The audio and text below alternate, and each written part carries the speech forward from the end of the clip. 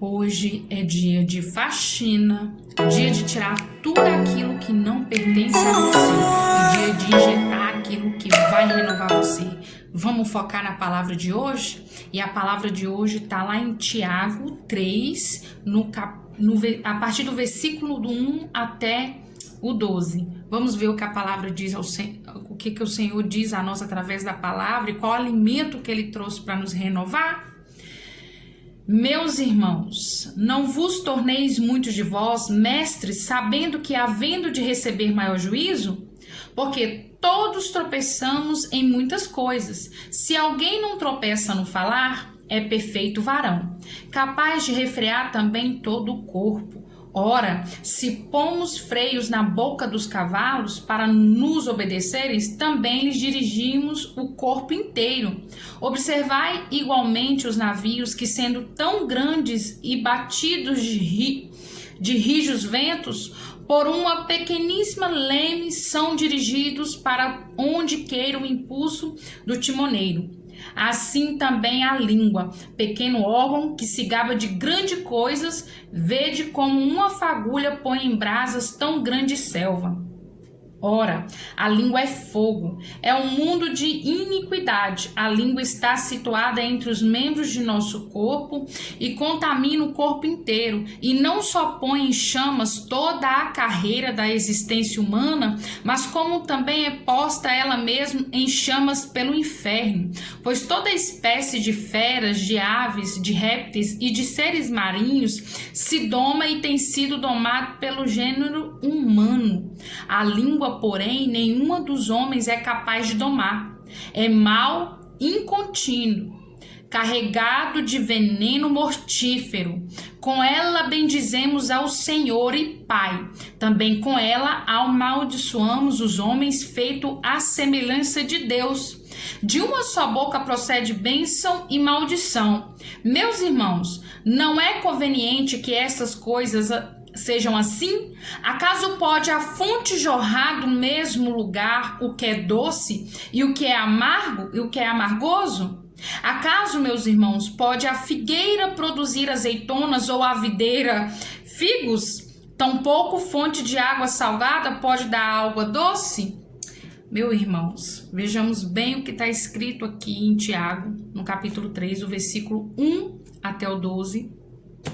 Olha as comparações, né? Que é um livro milenar, mas tão atual, e o Senhor já sabia das ferramentas que precisaríamos, né? Para inserir no nosso dia de hoje como estratégia, irmãos.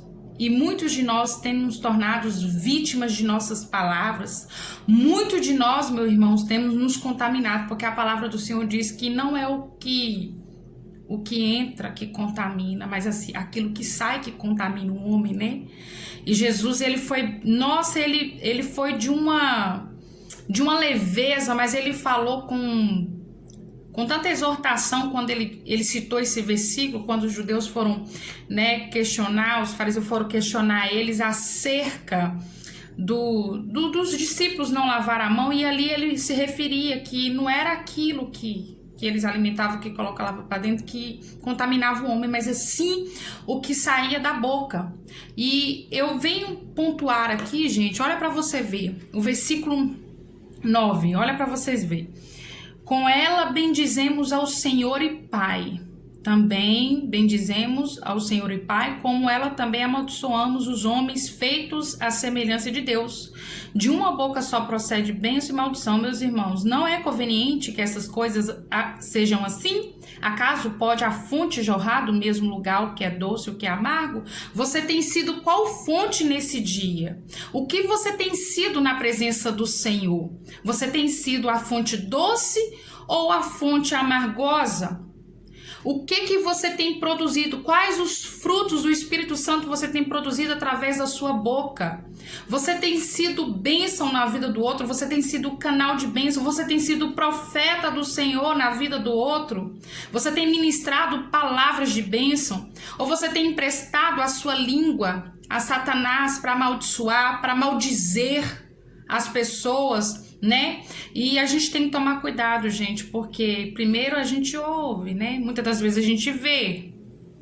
E aí a gente começa a participar daquilo. E aí aquilo vai nos manchando, nós vamos absorvendo aquilo que não convém do Senhor, e a convivência com a pessoa que produz esse tipo de coisa, a gente se contamina e daqui a pouco a gente está da mesma forma ou pior. Ou senão nós somos uma dessas pessoas que é citada aqui mesmo. Porque eu fui liberta disso, gente, de julgar, de falar do outro, né? O testemunho que alcança, que converte, que edifica é aquele que fala: eu fiz e eu confessei ao Senhor, orei, Senhor, e eu comecei uma jornada a qual o Senhor me libertou. E quando nós reconhecemos as nossas falhas, os nossos erros, o Senhor, ele se manifesta através do nosso arrependimento. O arrependimento tem que gerar mudança, renúncia. Vejamos bem, gente, o que diz, o que Deus fala, né?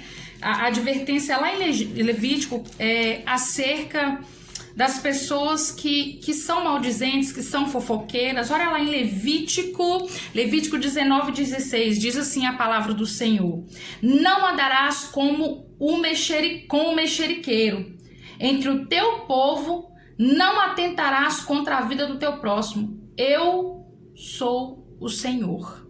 Olha para você ver, e o que é mais triste, porque essa palavra aqui é para nós que dizemos crente, para nós que professamos a nossa fé em Cristo Jesus. Gente, a advertência é para o nosso meio. Muitas das vezes a gente acha que é lá para o ímpio, né? O povo do escárnio. Não, gente, isso aqui é para nós. O livro sagrado foi feito para a nação eleita.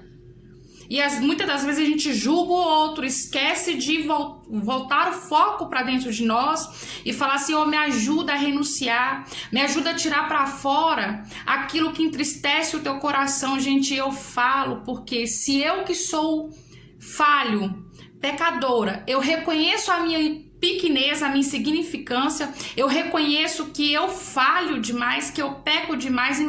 Eu, nessa condição, fico entristecida. Imagino o Senhor que é santo, que é soberano, que é bom, que é misericordioso, que é compassivo para com o teu povo. Imagina o Espírito Santo que o Pai enviou para nos ajudar e nos consolar, o quanto que ele não se entristece com esse comportamento, irmãos, de nós maldizermos. Eu fico pensando acerca de uma outra palavra que o Senhor trouxe no meu coração, lá em Isaías 17, no capítulo 17, no versículo 10, diz assim, acerca do nosso comportamento, irmãos, e dos frutos que nós temos corrigindo, Jeremias 17:10, diz assim: eu, o Senhor, esquadrinho o coração e eu provo os pensamentos, e isto para dar a cada um segundo o seu proceder, segundo o fruto das suas ações. As suas ações têm produzido o quê? O fruto do Espírito Santo de Deus?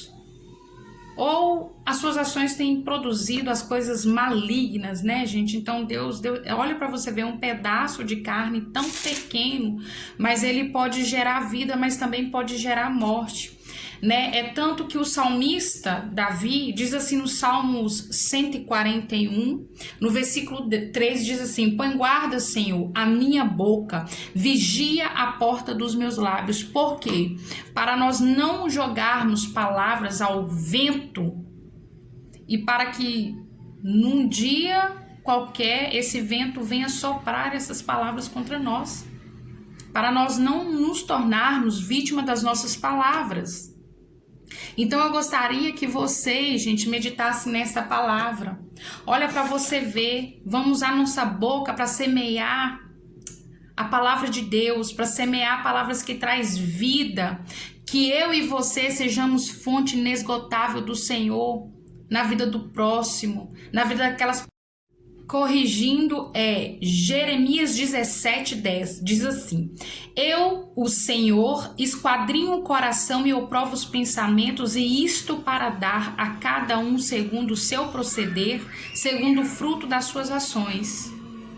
As suas ações têm produzido o quê? O fruto do Espírito Santo de Deus? ou as suas ações têm produzido as coisas malignas, né, gente? Então Deus olha para você ver um pedaço de carne tão pequeno, mas ele pode gerar vida, mas também pode gerar morte, né? É tanto que o salmista Davi diz assim no Salmos 141, no versículo 3 diz assim: põe guarda, Senhor, a minha boca, vigia a porta dos meus lábios. Por quê? Para nós não jogarmos palavras ao vento e para que num dia qualquer esse vento venha soprar essas palavras contra nós, para nós não nos tornarmos vítima das nossas palavras. Então eu gostaria que vocês, gente, meditassem nessa palavra. Olha para você ver, vamos usar nossa boca para semear a palavra de Deus, para semear palavras que traz vida, que eu e você sejamos fonte inesgotável do Senhor na vida do próximo, na vida daquelas pessoas que o Senhor tem permitido aproximar de você. Eu tenho visto, gente, tanta degladiação, né, na internet, né, inclusive na plataforma, e assim, irmãos julgando, apontando, e até mesmo, gente, eu vejo no meio artístico quantas pessoas têm sido vítimas, né, de palavras, gente, que assolam, que doem, e nós não estamos tendo empatia com o outro. Estamos lançando palavras, lançando. E nós esquecemos que nós vamos prestar conta de cada palavra dita com os nossos lábios. Tudo aquilo que a gente entoa com os nossos lábios, gente, nós vamos prestar conta. E a palavra de Deus fala que nós não podemos trazer juízo para a vida de ninguém. Olha para você ver. Lá no livro de Tiago também, glória a Deus por este livro, diz assim, Tiago 4, no versículo 12. Um só é legislador e juiz, aquele que pode salvar e fazer perecer. Tu, porém, quem és que julga o próximo? Olha para você ver, só há um legislador e juiz, aquele que pode salvar e fazer perecer. Só o Senhor tem esse poder, só Ele, entronizado em tua glória e majestade, que está apto. O Deus que é o autor e consumador de todas as coisas, esse sim pode, esse sim cabe a Ele o juízo.